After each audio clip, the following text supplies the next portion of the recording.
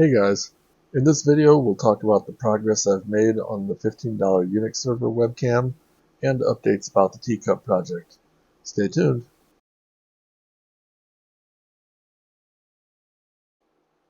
So in the last video, I introduced you to this cheap webcam, showed you how to gain access to it, and how to run your own C programs on it. Since then, I've done several hardware mods and installed my own operating system build. So one of the first things I did was pop the 8 megabyte flash chip off and solder on a socket.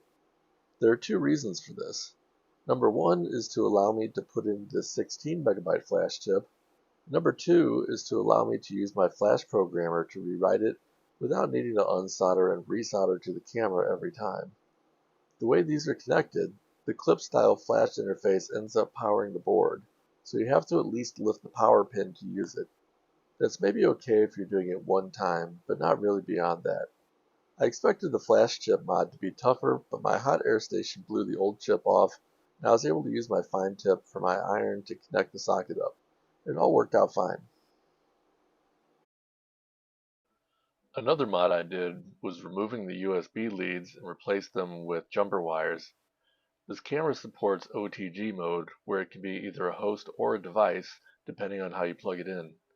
The big motivation for this was to allow me to plug in a network adapter so I wouldn't need to be dependent on the serial terminal. You may remember that I boogered that job up and tore off a pad and put a bunch of extra solder in the hole to make it work. Well, that's unreliable, and the serial is pretty limiting anyway. I assembled it on a solderless breadboard for now, and added a USB-A port as well as a micro USB to use for power. I'm happy to say that OpenIPC project has support for the T31, and with a few mods I was able to build an image with support for this cheap USB Wi-Fi dongle as well as this wired device that I keep around. SSH is so much better. OpenIPC also includes the driver for the camera sensor in use, so after this mod it ends up being a fully functional IP camera. Pretty neat. Speaking of cameras, I realized I never addressed if these cameras are actually any good at being cameras. I had to solder the flash chip back onto the other one that wasn't using the T31, and here's a sample from it, using its built-in microphone as well. This camera is trash. Well, that's pretty bad.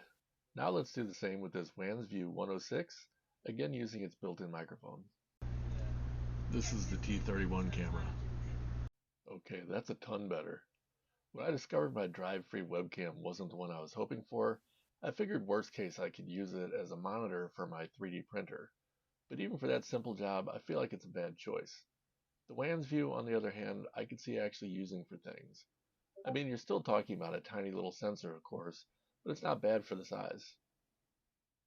Next up, we're going to remove the flash chip from the WansView camera and put our own flash image on it, and we'll boot up and play with that a bit. So as I mentioned earlier, I put a nice socket for the flash ROM chip on the camera so I wouldn't have to solder and unsolder it every time. Unfortunately, I'm all out of sockets, so I still have to solder it to my programmer until my next order comes in. It's only 8 pins, so not a big deal. The toughest part is getting the legs lined up with the pads. Now here we are in a desktop session on my Raspberry Pi laptop. A few days back, I was looking at the options for a flash layout tool that was open source and multi-platform and didn't really see anything that caught my eye, so I spent my free time that day writing my own. I've named it Brokedown's Flash Layout Tool, or BFLT for short. It's pretty basic, but it does what I need, and a few things that Captain Ron requested as well. I'll put a link to the GitHub repo in the video description if you want to check it out. First, we need to set our flash size to match our chip, which is 16 megabytes. Next, we'll load the factory ROM for the camera. Because it'll save us some steps, it already has U-boot and all of our partition layout. After that, we'll add the kernel called uimage, and we know the right offset for it is 50,000 hex. Finally, we'll add our root file system in squashfs format. I had to do a little math, but it goes to offset 350,000 hex. With all of our choices made, we can save the new ROM file. Next, we're going to program the flash chip with FlashROM. FlashROM is a great open source program with a lot of features, but we only need a few of them. My programmer is based on the CH341 SPI, so we'll pick that and tell it to write. Fortunately for you, we can fast forward this part. Programming flash chips is pretty slow. Oh look, it's all done. Let's go ahead and get this flash chip loose and put it back in the camera. We're just going to use a little bit of hot air to heat up the legs of the chip and melt the solder, and we'll be able to lift it right off with these tweezers.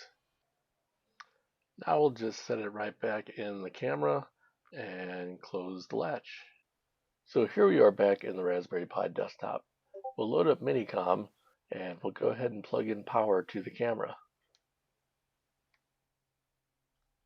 There's U-boot, and here comes the Linux kernel. Now we've gotten to a login prompt, and we do have a password now, and here we are with a root shell. You see we have our mounted file systems. We've got quite a few programs in bin, even more in user bin. A lot of tools in sbin, and a few more in user sbin. We'll just look at a few other things on the system. We've got our CPU info, shows a few basics about the processor. We have 32 megabytes of total memory because we haven't changed U-boot to not use the rest of it for those hardware features. We've got a few processes running, including the Dropbear SSH server. You can see the name of the system and the architecture when the kernel was built. Here are all the partitions on the flash that it knows about. This is still a pretty bare bones operating system and doesn't have a whole lot. The network support, unfortunately, is still not working, so I need to add a few more packages, but we'll get to that in the next video. Okay, so next up, I want to talk about the Teacup. Shortly after my first video, I took delivery of a first revision Teacup board that was hand assembled by Captain Ron from the Discord channel. Huge shout out to him for this. Now that I have one in my hand, we can go over the features and talk about the progress that I've made so far. The Teacup uses the T31ZX, which is a higher end model than the T31N found in the WANSView camera. The main thing you get is larger memory capacity, 128 megabytes instead of 64. It's worth pointing out that some of the hardware features of the chip require a chunk of system memory, with the WANSView camera giving up 50% of its memory in order to run the camera, ISP, and video codecs, leaving just 32 megabytes for the system. Now let's go over the major features of the Teacup.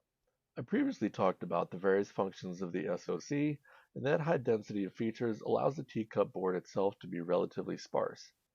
Captain Ron made a few adjustments to the build on this, putting sockets for flash where they were otherwise soldered in. You see we have a barrel jack for power, although it can also be powered from the USB-C port. The USB-C port supports both host and OTG modes, so I'm using it for Wi-Fi.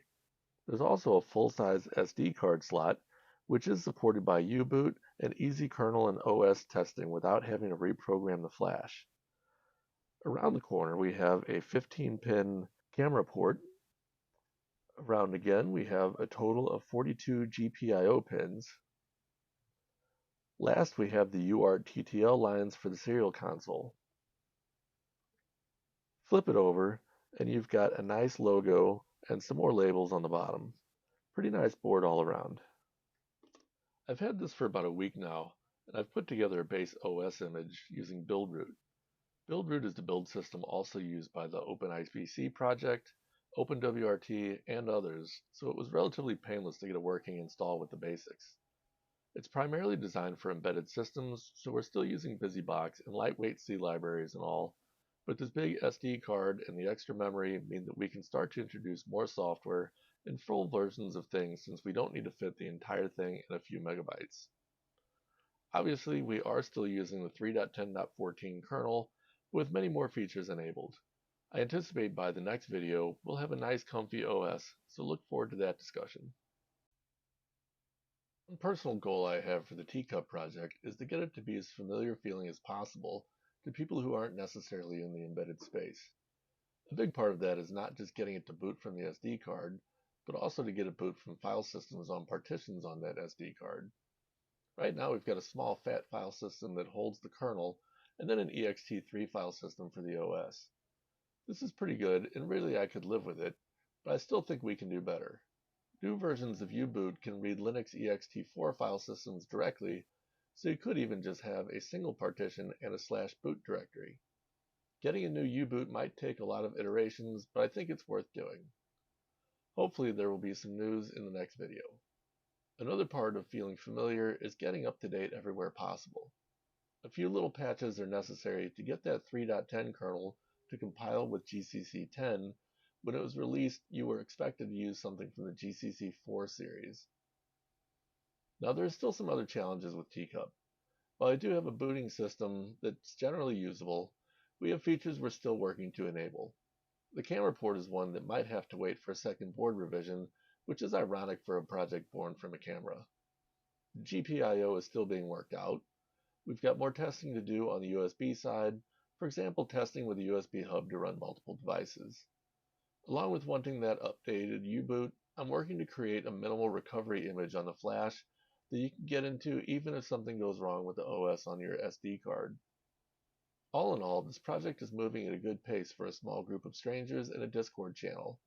I'll drop a link to that Discord channel in the description. If you're interested in joining the project or just want to hang out, feel free to join. And just a quick note about my channel. My goal is to have about one video per week and cover a variety of topics. My next video coming up is about another tiny Unix server, but I'm currently also filming some more general technology content as well. I hope you'll give me a subscribe and maybe share the video if you know someone that might be interested in it. Starting a new channel is tough, and every little bit helps. As always, comments and questions can go below. Likes are always appreciated. Have a great day, everybody, and we'll see you in the next video.